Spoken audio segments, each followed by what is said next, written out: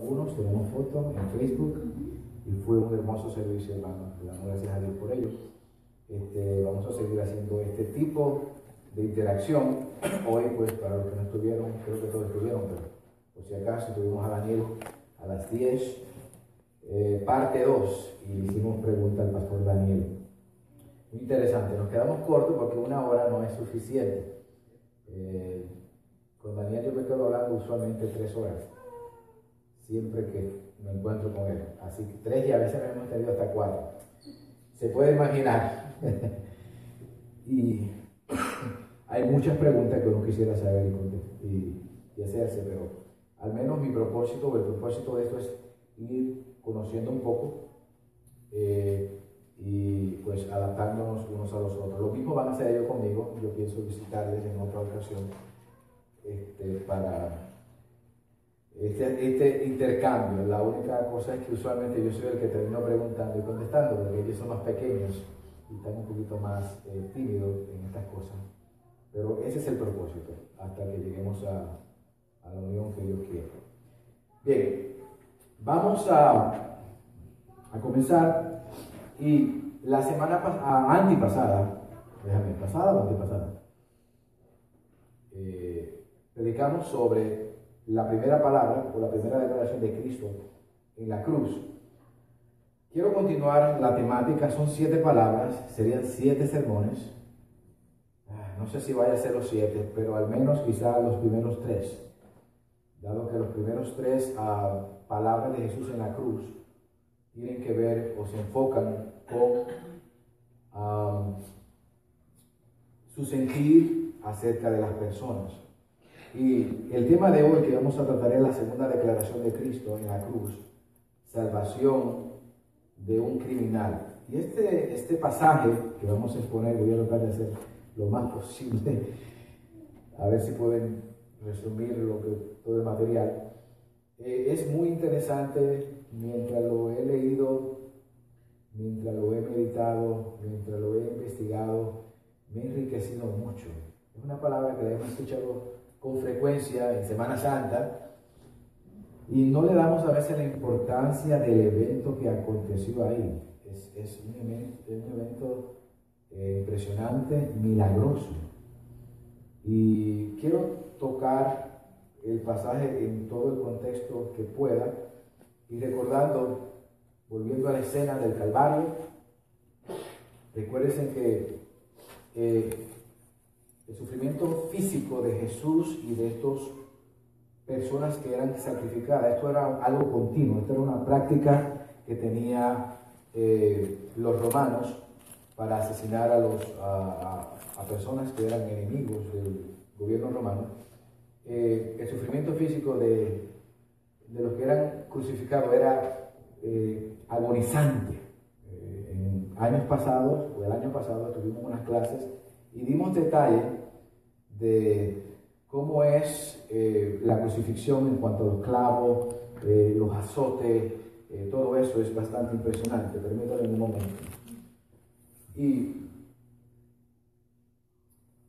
esa era la escena allá en el Calvario, donde estaba Cristo. Recuerden que de 9 a 3 de la tarde fueron 6 horas donde estaba Cristo y estos 2 ladrones, malhechores o criminales, uno al lado derecho y otro a la izquierda, y estaban ahí crucificados. En las primeras 3 horas, como mencionaba la vez pasada, estaba de día, pero las de 12 en adelante, a las 3, se puso de noche.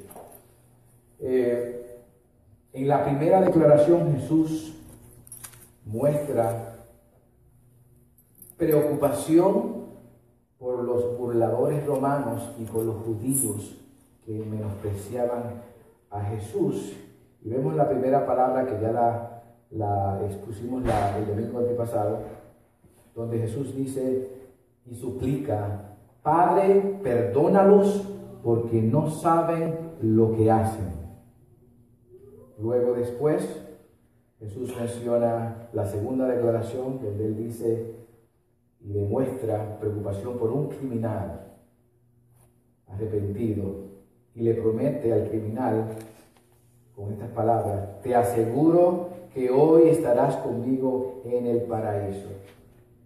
Y una tercera palabra o declaración que Jesús sigue mostrando preocupación hacia las personas, en este caso la preocupación por su madre, María.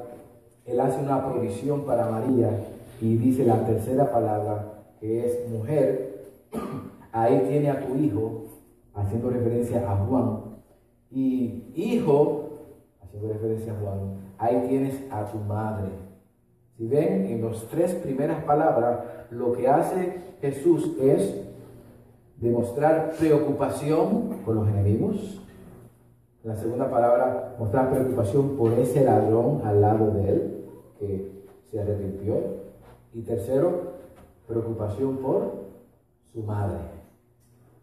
Ese es el enfoque de Jesús en las primeras tres palabras. En las otras cuatro palabras que restan, el enfoque ya no es hacia las personas, si es en cuestión de Dios, Padre y Él. Ahora, la primera declaración, y dándolo como un repaso breve, Jesús dice: Padre, perdónalos porque no saben lo que hacen. Jesús hace aquí una súplica en el perdón de sus enemigos, como ya vimos la semana pasada. Y esta súplica también vimos que fue contestada casi de inmediato. Dios ora al Padre, suplica al Padre por los enemigos que están al pie de la cruz, burlándose de Él, menospreciándole. Sin embargo, Él intercede por ellos. Y el Padre inmediatamente contesta la petición del Hijo, Jesús, sobre perdonarlos. Y casi de inmediato vemos primero a la conversión del ladrón al lado de Jesús, que hoy vamos a hablar sobre eso en detalle. Segundo, lo vemos con la conversión del centurión al pie de la cruz. Tercero, con la conversión de 3,000 personas en el día de Pentecostés, eso está en Hechos 2:41. Y cuarto, con la conversión de 5,000 hombres, sin contar a las mujeres y sin contar a los niños. Imagínense, 5,000, y usualmente las mujeres son más que los hombres. Ya ahí había fácil 10,000 personas.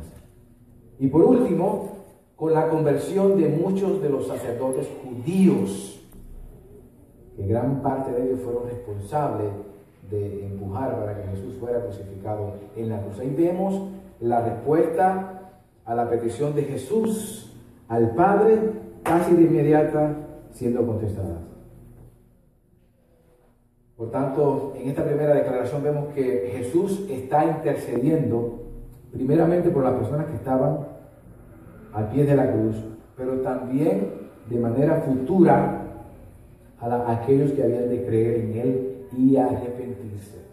Hablamos que cuando Jesús dice: Padre, perdónalos porque no saben lo que hacen, no es que ellos no sabían, ellos sabían que estaban sacrificando a Jesús, y sabían que lo estaban haciendo injustamente, pero lo que ellos no sabían era que a quién realmente estaban crucificando, que era al Hijo de Dios.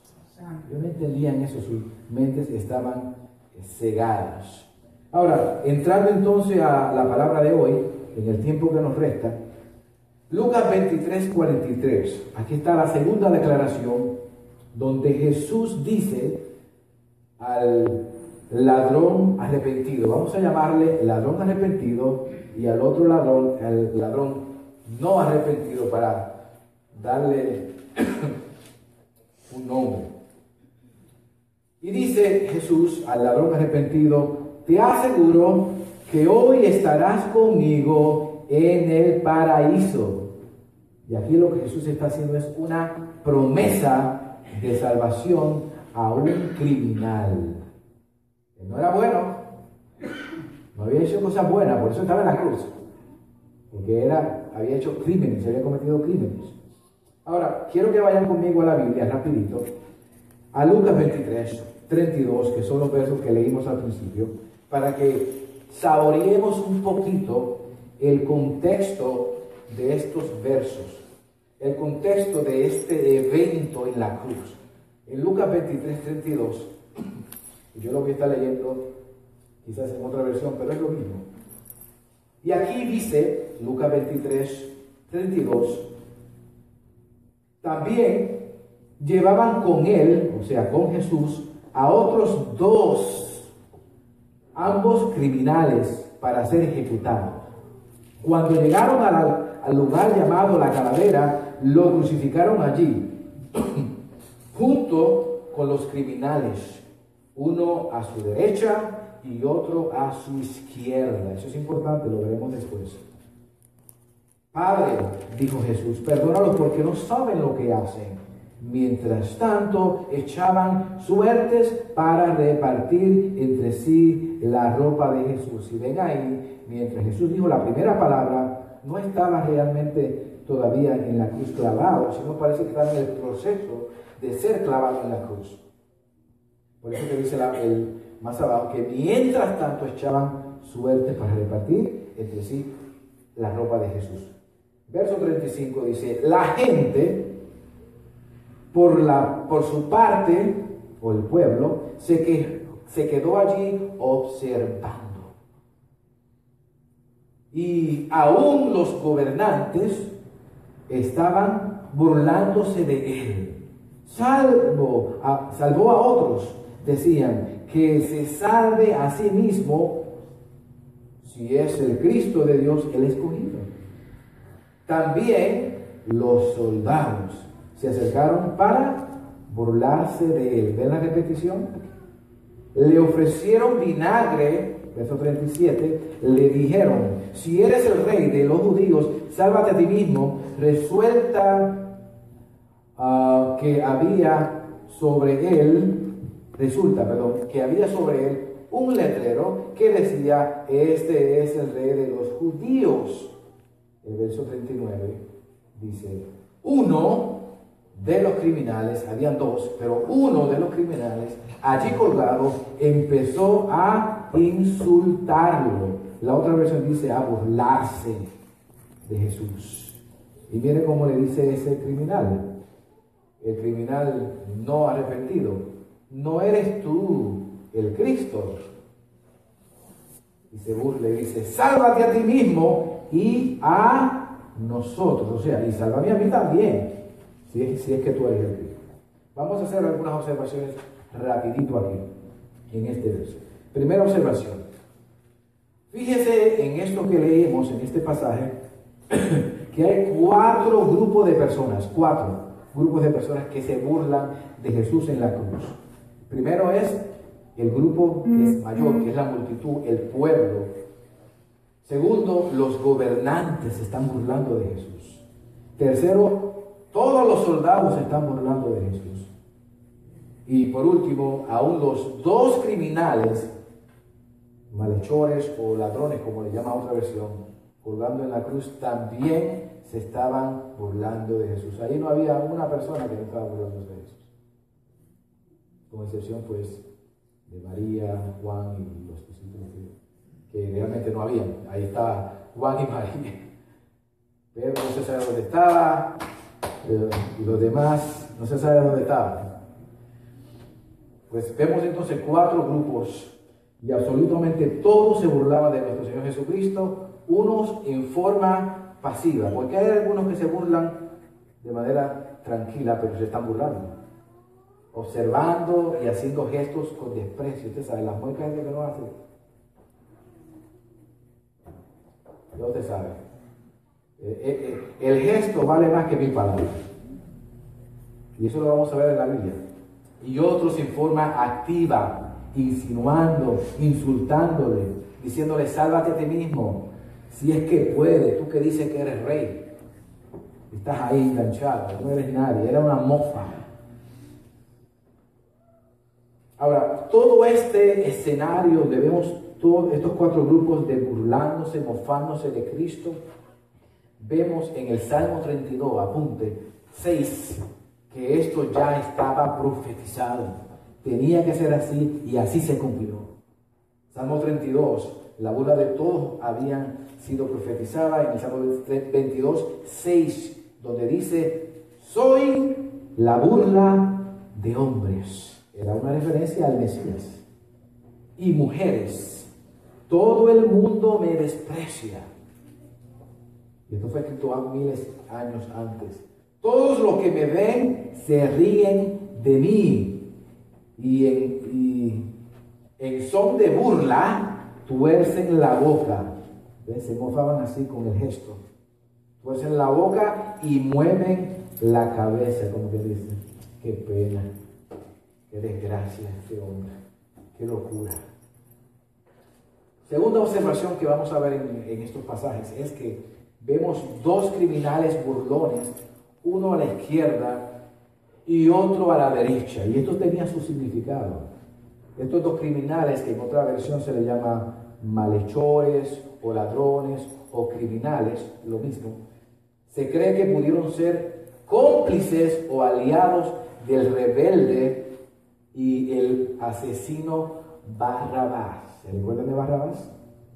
Barrabás era el asesino que lo pusieron al lado de Jesús y le dijeron al pueblo, ¿a quién quieren?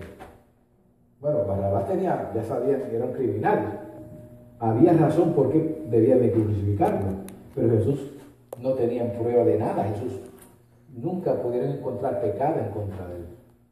Sin embargo, el pueblo eligió que libera a Barrabás, al malo, y al bueno vamos a crucificar que era Cristo. Pues estos criminales, los dos ladrones, parece que tenían relación con Barrabás, quien fue suelto por Pilato a petición del pueblo. En Mateo 27, 44, apunten ahí si desean, Mateo 27, 44 y Marcos 15, 32, nos dice que los dos criminales, escuche bien, no uno, los dos criminales, el que estaba a la izquierda y el que estaba a la derecha, al lado de Jesús en la cruz, también se unieron en la burla, en la mofa, junto con los demás, los dos. Esto es bueno que lo entiendan, porque uno piensa que el otro siempre fue bueno. No, eran criminales los dos, y los dos se mofaron de Jesús. Lo que pasa es que en uno de ellos hubo un cambio más adelante. Se vieron con la multitud para insultarlo, para burlarse de Jesús. Dice, los ladrones o criminales que estaban crucificados junto a Jesús también lo insultaban o se burlaban. ¿Quiénes se burlaban? Plural, dice los ladrones, los dos, en la cita que le di. Tanto el ladrón de la izquierda como el ladrón de la derecha se burlaban de Jesús. Un detalle interesante aquí también es que el hecho de que Pilato puso a un ladrón a la izquierda y el otro a la derecha también tenía un significado. Y esto fue una escena o un teatro público para burlarse de Jesús como un supuesto rey de los judíos que tenía dos súbditos. Entonces lo puso a la izquierda, el otro a la derecha, para hacer una escena pública. Él se cree rey, pues lo ponemos en el medio y al lado tiene dos súbditos, que es rey que no puede salvarse ni a sí mismo y tampoco puede salvar a los que están a su lado. Todo lo que se hizo ahí, hermano, todo el escenario de la cruz era para mofarse, rebajando a nuestro Señor Jesucristo a lo más bajo. ¿Te puedes imaginar? Todo lo que sufrió nuestro Señor Jesucristo por ti y por mí, para llevar nuestra vergüenza en la cruz, para llevar nuestro pecado en la cruz. Y Él no tenía que hacerlo. Él era Dios encarnado. No tenía que hacerlo, pero en un sentido sí tenía que hacerlo, porque si no la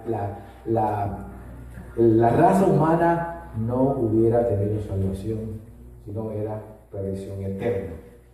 Ahora, pero aún más interesante es que Pilato estaba cumpliendo sin darse cuenta al poner al ladrón de la derecha y el ladrón de la izquierda como una forma de mofarse del supuesto rey.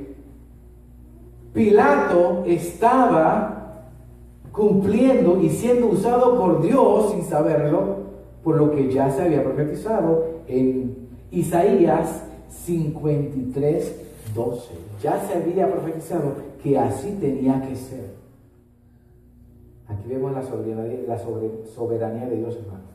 Dios tiene siempre el control de la historia. Todo lo que pasa no toma a Dios por sorpresa. Isaías 53:12, y vemos el cumplimiento en Marcos 15:23. Marcos 15:23, que dice: sería contado entre los rebeldes, los ladrones, o sea, iban a estar entre los rebeldes, cargaría con los pecados de muchos e intercedería por las transgresores. Eso fue exactamente lo que pasó en la cruz, que estaba entre rebeldes, entre criminales, entre malhechores, entre dos ladrones. Esto ya se había profetizado en Isaías 53:12. Estaba predicho por Dios y así exactamente sucedió. Ahora, dos respuestas distintas ante Jesús el Salvador, y esto se aplica mucho a hoy. Vemos al ladrón, criminal o al malhechor de la izquierda y el de la derecha, y ambos tomaron dos caminos, dos rutas distintas, dos decisiones diferentes. Vamos al pasaje de Lucas 23, que ya hemos leído, verso 39. Lucas 23, 39. Dice: uno de los criminales colgados junto a él, a Jesús, se burló: así que eres el Mesías, demuéstralo salvándote a ti mismo y salvándonos a nosotros también. Y vemos entonces una vez más la burla de este ladrón. Primero, aquí está el ladrón no arrepentido, mostrando dureza de corazón aún antes de morir. Recuérdense que los tres, tanto nuestro Señor Jesucristo, que estaba en la cruz del centro, como los dos ladrones, estaban sufriendo intensamente. Clavos en sus manos, en sus pies, látigos. Pero este ladrón, aún estando en esa condición, y hay un sonido que todavía me molesta, aún estando en esta condición, saca energía de donde no tiene para burlarse de Cristo que estaba sufriendo. Y él estaba también sufriendo y al punto de morir. Sin embargo, saca energía negativa, odio, lo que les quieran mostrar, lo que les quieran llamar, para insultar a Cristo. Y lo que a mí me da risa es que él insulta a Jesús, se burla de Jesús, estando en la misma condición, pero dice: si puedes salvar, pues sálvame a mí también. O sea, quiere las dos cosas. El beneficio, si era posible, pero al mismo tiempo quiere insultarlo. Ahí vemos la arrogancia, la dureza de corazón de este hombre. Vemos la necia y estúpida, esa es la palabra correcta, actitud de este criminal. Teniendo a su lado a Dios encarnado, teniendo a su lado a Emmanuel, a Dios con nosotros, al Salvador del mundo, se burla, lo rechaza y endurece su corazón. Teniendo una oportunidad única de tener al Salvador, a Dios encarnado al lado, no lo reconoció. Esto mismo es lo que hacen muchas personas hoy: padres, madres, hermanos, esposos, esposas, hijos, hijas, familiares, compañeros, que rechazan y endurecen su corazón ante el Salvador Jesucristo. Y ustedes saben, porque tienen familiares que no son creyentes, o quizá esposas o esposos que no son creyentes. Tienen la bendición de ser expuestos al Evangelio de Dios. Algunos hasta se han levantado en las iglesias cristianas. Sin embargo, aún así, tienen la misma actitud necia y estúpida que este criminal, de no aceptar al Señor Jesús. Juan 3:16 al 18 nos muestra algo interesante que no le da motivo a las personas para excusarse. Mira lo que dice Juan 3:16, que ya lo sabemos, pero el verso 17 y 18 usualmente no le damos énfasis. Pues Dios amó tanto al mundo que dio a su único Hijo para que todo el que cree en Él no se pierda. Mire lo que hizo Dios. Y Dios en ese instante en la cruz estaba en la cruz del centro, al lado de este criminal, y no lo reconoció. Para que todo el que cree en Él, lo que tenía que hacer era creer, no se pierda, sino que tenga vida eterna. Verso 17. Dios no envió a su Hijo al mundo para condenar al mundo, y el mundo está condenado, sino para salvarlo por medio de Él, por medio de Cristo. El verso 18. No hay, y ayer estuve citando este texto a una persona que escribió por Facebook, precisamente ese texto. Una persona que vivía la vida loca, o vive. No hay condenación para todo el que cree en Él. ¿Usted cree en Cristo? Está libre de condenación, porque ¿quién llevó la condenación? El hombre de la cruz del centro. Jesús llevó nuestra condenación. Entonces, no hay condenación, verso 18, para todo el que cree en Él, pero esta es la parte que muchos no quieren escuchar. Anoche en el debate, o en este email, o esta plática con esta persona que le contestaba, decía, no me juzgue. Oye, qué pesado me cae esa frase a mí. No me juzgue, solamente Dios puede juzgar. Y dice, bueno, pero ¿sabes qué? Es que ya Dios juzgó. Ya Dios juzgó. Y dice en su palabra que ese tipo de vida no la quiere para ti. Dios dice claramente que no. Ya Dios juzgó con respecto a ese estilo de vida. Dice claramente que los tales no heredarán el reino de Dios. Él ya juzgó. Nosotros como creyentes tenemos la responsabilidad entonces de simplemente repetir lo que ya Dios juzgó y decírtelo. A ver si tienes la oportunidad de arrepentirte y ser salvo.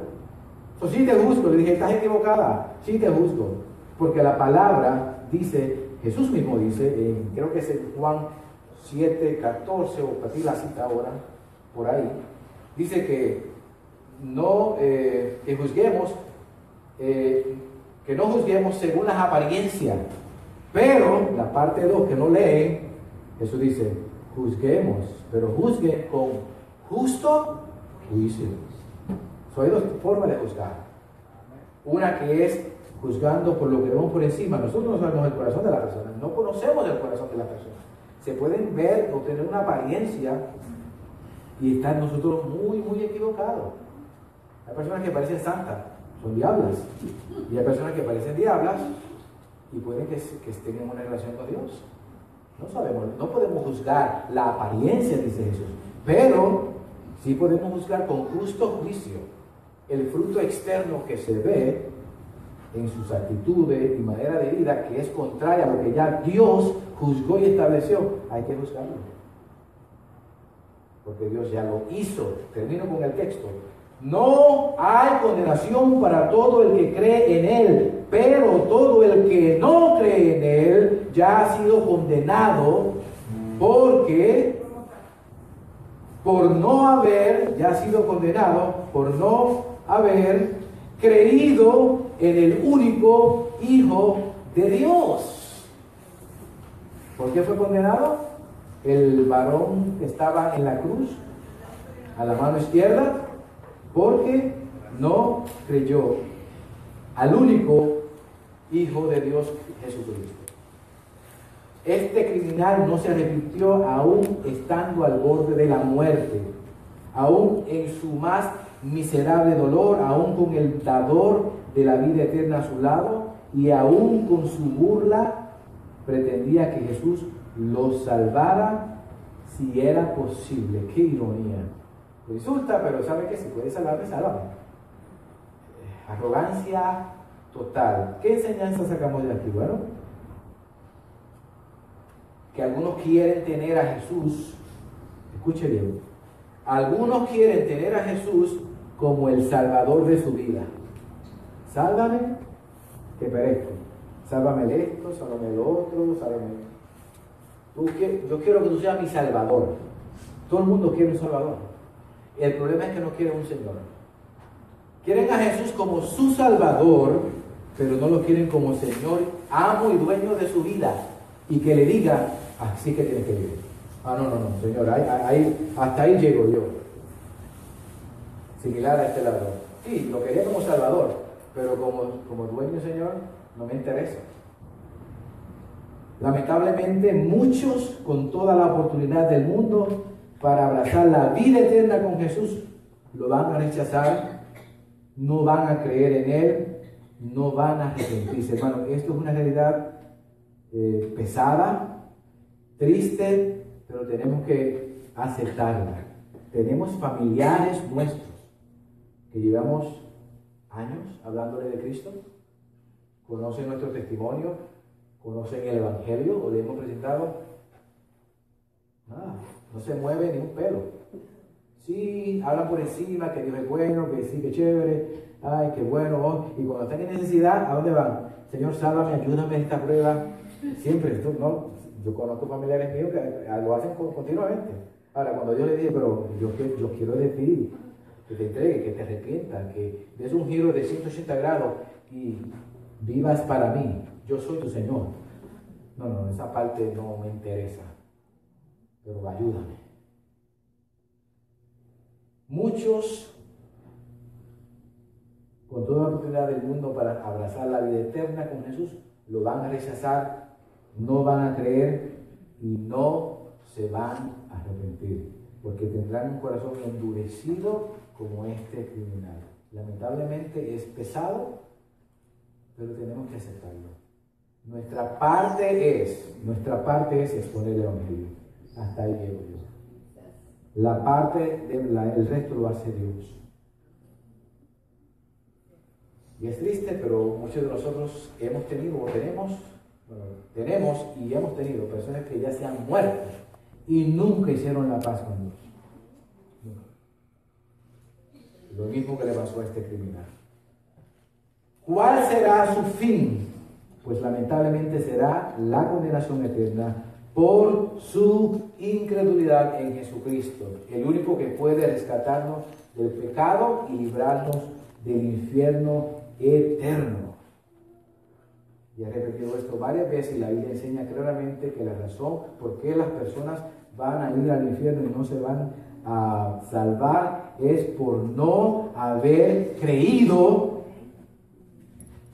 en el Hijo de Dios, que vino a morir por ti, para rescatarte, para salvarte. Tú tienes que recibirlo como Señor y Salvador de tu vida y vivir como Él te pide. Y al no creer y rechazar a Cristo, rechazaste la vida eterna, porque la vida eterna no es aparte de el que la da. La vida eterna es Cristo. Al recibir a Cristo, en el instante, dice la Biblia, tienes vida eterna. Y es vida eterna, no es temporal. Ahora, pero veamos o pasemos la página y vamos, ya me tomó el tiempo. Veamos la respuesta del otro criminal. En el verso 40, estamos en Lucas 23, 40, que dice, pero el otro criminal protestó, ni siquiera temes a Dios ahora que estás condenado a muerte. Número 1. Número 2, dice, nosotros, tú y yo, compañeros de la cruz, te digo, merecemos morir por nuestros crímenes. Pero este hombre, el que está en el centro de la cruz, Jesús, no ha hecho nada malo. Luego dijo el ladrón arrepentido: Jesús, acuérdate de mí cuando vengas en tu reino.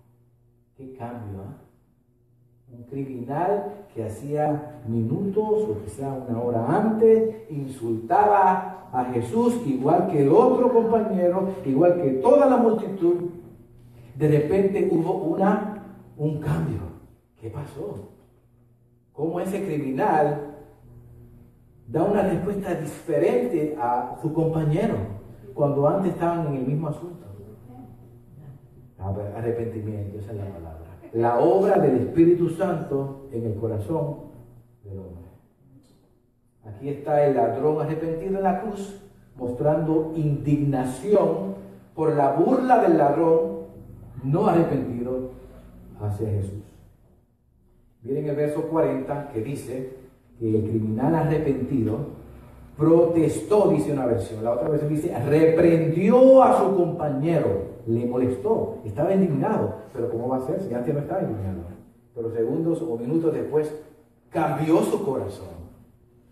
Aquí vemos cómo este criminal recapacitó y ahora no acepta la irreverencia que hace su compañero no arrepentido hacia el hombre en la cruz del centro, nuestro Señor Jesucristo.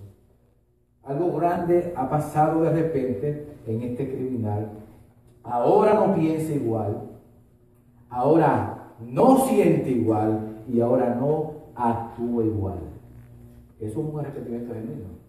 Una persona que es transformada por Dios no piensa igual que antes, no siente igual que antes y no puede actuar y vivir igual que antes. ¿Por qué? ¿Y qué fue lo que pasó? Pues vamos a indagar 3 razones posibles, aunque pueden haber más, de este cambio, de esta transformación. Primera, es posible que la inscripción en la cruz, estaba Cristo en la cruz del centro y arriba había una inscripción en la cruz de Jesús que leía: este es Jesús, el Rey de los judíos. Puede ser que esto despertara en él la convicción de este criminal, la convicción de que ese que estaba en la cruz verdaderamente era quien decía que era. Otra segunda posibilidad, y esto lo tomo prestado del comentarista Matthew Henry, muy reconocido, un puritano. Es posible, dice él, Matthew Henry, que la forma en que Jesús sufría el tormento, porque Jesús no sufrió el tormento como la mayoría, que estuvieran quejándose, maldiciendo o malhumorados, no. Jesús la recibió como un hombre de verdad, un hombre completo, con naturaleza divina, por supuesto. La forma en que Jesús sufría el tormento, al observar esa forma, no es posible que este está aquí siendo clavado en la cruz y en vez de maldecir e insultar, pide perdón por lo que le están haciendo daño. Eso lo tuvo que impactar. Increíble. Dícese de paso, eso le abrió a él la oportunidad de pensar: Jesús está pidiendo a Dios, perdónalos porque no saben lo que hacen. Oye, si Él es verdaderamente el Rey de los judíos, yo no me queda otra opción. Si Él es el Dios de los judíos, el Rey de los judíos, y pide perdón por ellos, yo quiero ese perdón. Yo lo quiero. Tercera posible razón: la grandiosa majestad con que se dirigía a Dios Padre para pedir perdón a favor de los que le crucificaban. Fueron razones que debieron influir poderosamente sobre este otro malhechor. Cierra la cita con lo que dice Matthew Henry. Concluye Matthew Henry más adelante explicando, y dice su comentario: con esto aprendemos que nunca, me encanta esta frase, aprendemos que nunca es tarde para un verdadero arrepentimiento. Pero, dice él, aunque sería un loco quien deje el arrepentimiento para tan tarde. Está siendo humorista ahí, ¿no? O sea, en el último instante, en una cama de muerte, en la cruz, en el caso del ladrón, o en cualquier momento, cualquier enfermedad que sea final, aún ahí en ese momento, si la persona se arrepiente verdaderamente, Dios lo salva. Pero me gusta el comentario final. Aunque sería un loco quien deje el arrepentimiento para tan tarde. Oye, si tienes vida, ahora que tienes salud, ¿por qué no lo recibe ahora? Y le entrega los mejores años a Dios para vivir esa vida que Dios quiere para ti.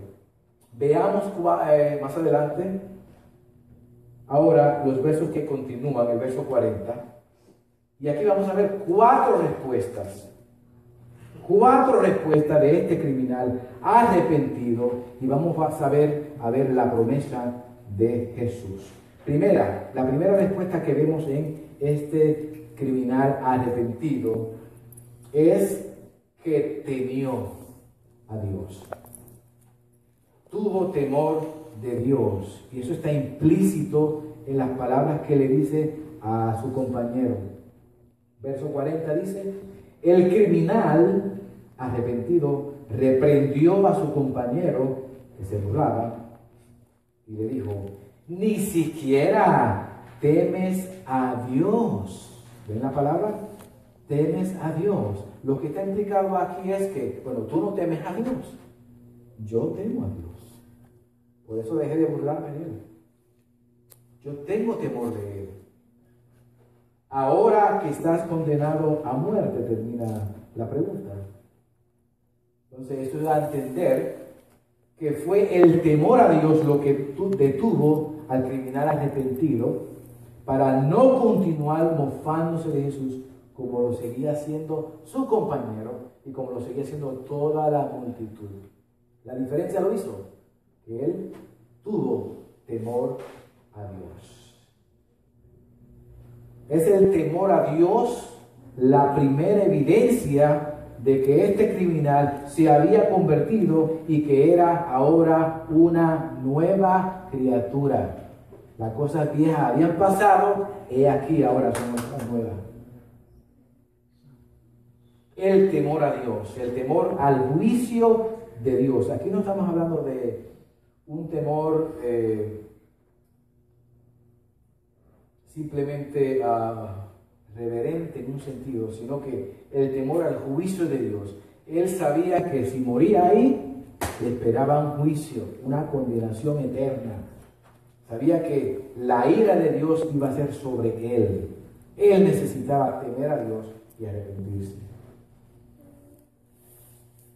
Número 2, el criminal no solamente temió a Dios, sino que reconoció su condición de pecador. Miren el verso 41.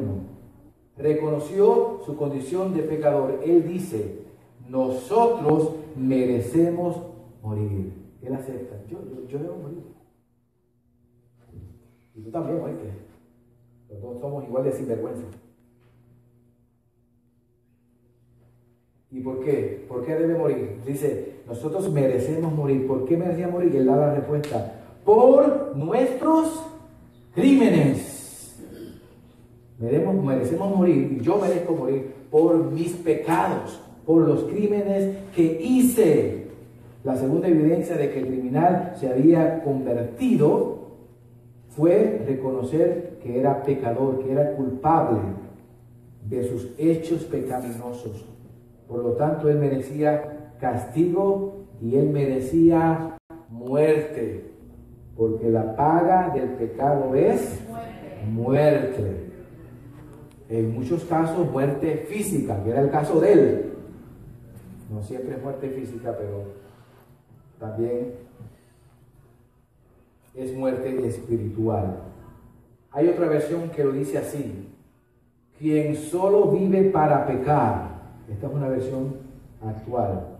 Quien solo vive para pecar recibirá como castigo ¿qué? La muerte.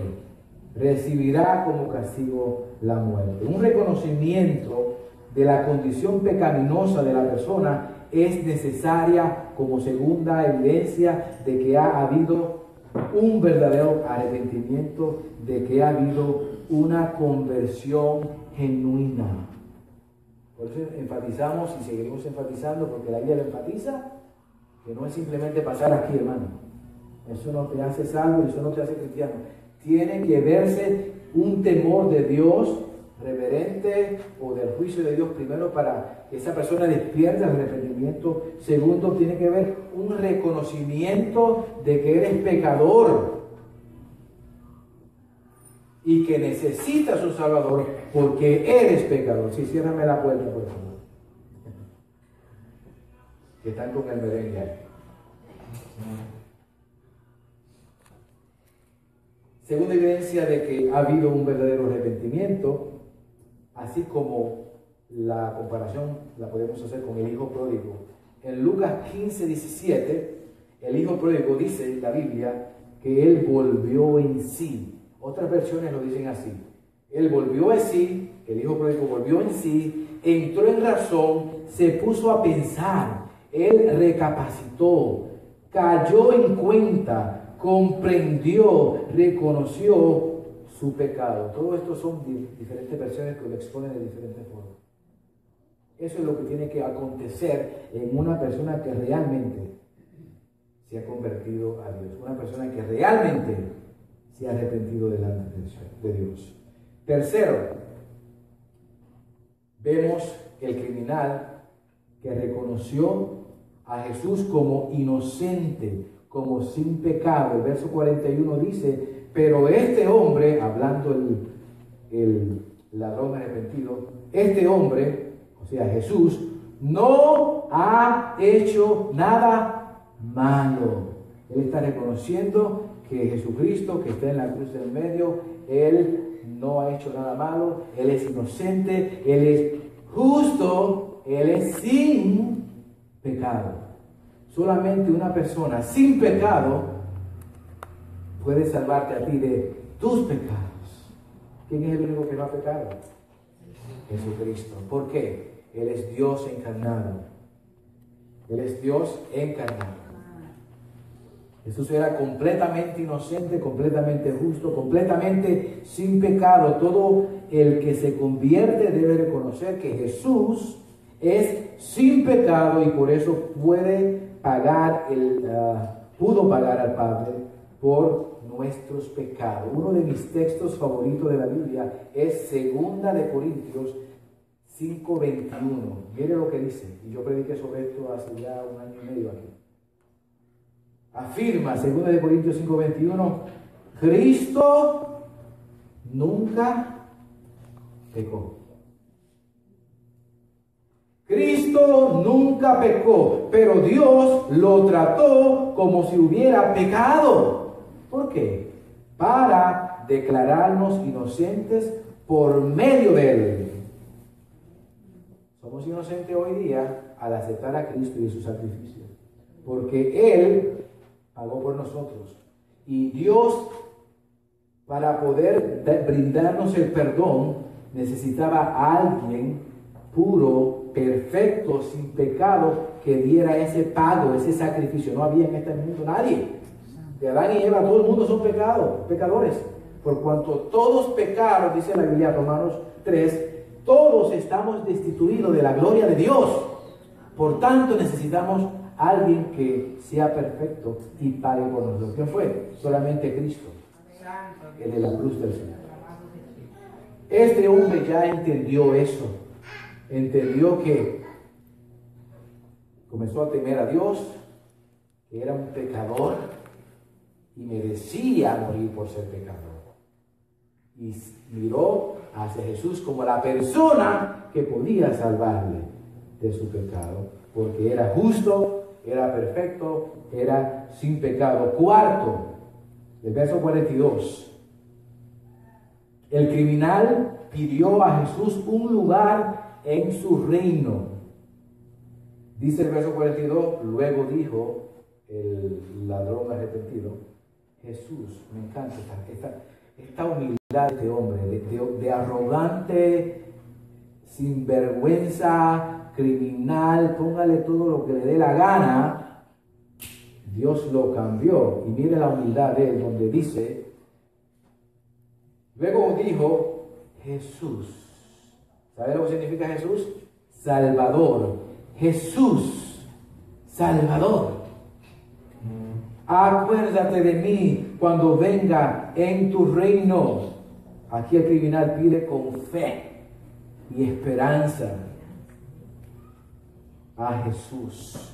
La cuarta evidencia que vemos aquí de conversión es creer que hay vida eterna después de la muerte. Este hombre entendió que había vida eterna y él la quiere. Él no quiere morir en sus delitos y pecados, él quiere la vida eterna. Quinto y último, ya los hermanos están llegando. Aquí vemos ahora la promesa de salvación de Jesús. Este ladrón hace una petición, este ladrón arrepentido acepta el perdón que Jesús ya había pedido al Padre. Padre, perdónalos porque no saben lo que hacen. Viene entonces ahora el ladrón y dice, pues yo quiero ser perdonado. ¿Me perdonas? Dame un lugarcito allá, en el reino tuyo. Yo quiero ser perdonado. Aquí vemos entonces, en el verso 43, que dice, Jesús respondió, te aseguro, wow, que hoy estarás conmigo en el paraíso. Esto es seguro. Tienes la certeza. Yo te confirmo ahora que tú vas a estar conmigo en el paraíso. Porque el paraíso sin Jesús no es paraíso. No existe un cielo sin Jesús. Aquí vemos que la vida eterna la garantiza solo Jesús.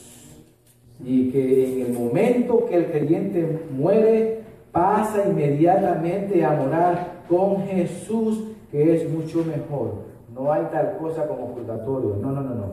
Aquí dice claramente, hoy vas a estar conmigo, se acabó. Tú mueres, pasas a un lugar mejor con Jesús. Santo.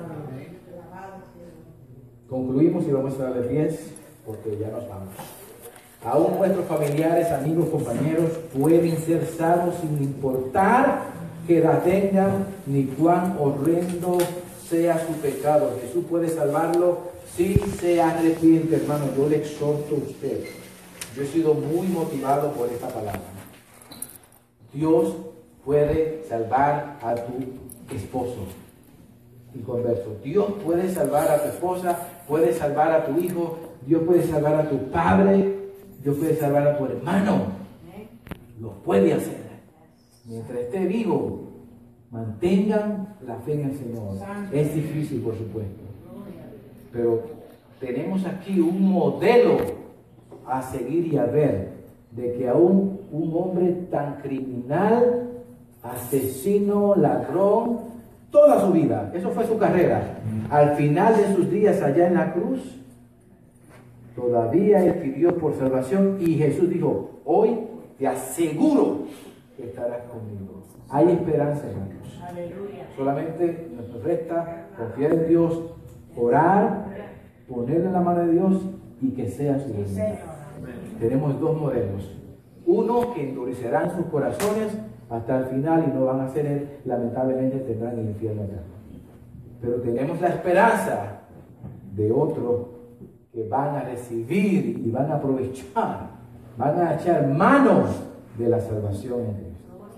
Oremos y nos despedimos.